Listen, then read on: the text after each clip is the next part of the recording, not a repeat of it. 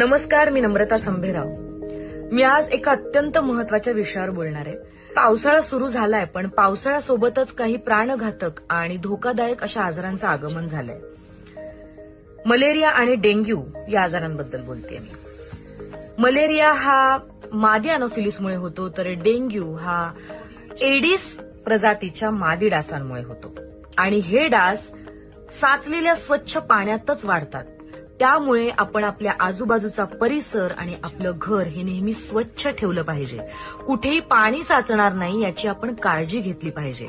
आपल्या घरातल्या पाण्याचे ड्रम, पाणी साठवायची भांडी, गच्चीतल्या बाल्कनीतल्या कुंड्या, जुने टायर, सोसायटीतल्या पाण्याच्या टाक्या ह्या आपण वेळोवेळी स्वच्छ ठेवल्या पाहिजेत। त्यावर वेळोवेळी झाकणं सुद्धा ठेवली पाहिजेत, जेणेकरून मलेरिया आणि डेंग्यू पासून आपण मुक्त होऊ आणि या आजारांचा आपण नायनाट करू शकू।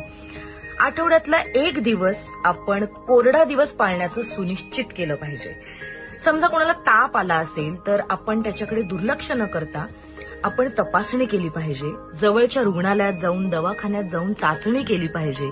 कदाचित तो मलेरिया किंवा डेंग्यूचा ताप सुद्धा असू शकतो आणि जर तुम्हाला तसं आढळून आलंच तर तुम्ही त्यावर उपचार सुद्धा केले पाहिजेत। समजा तुमच्या सोसायटीत कोणी अधिकारी आले तपासणीसाठी तर त्यांना सहकार्य सुद्धा केलं पाहिजे।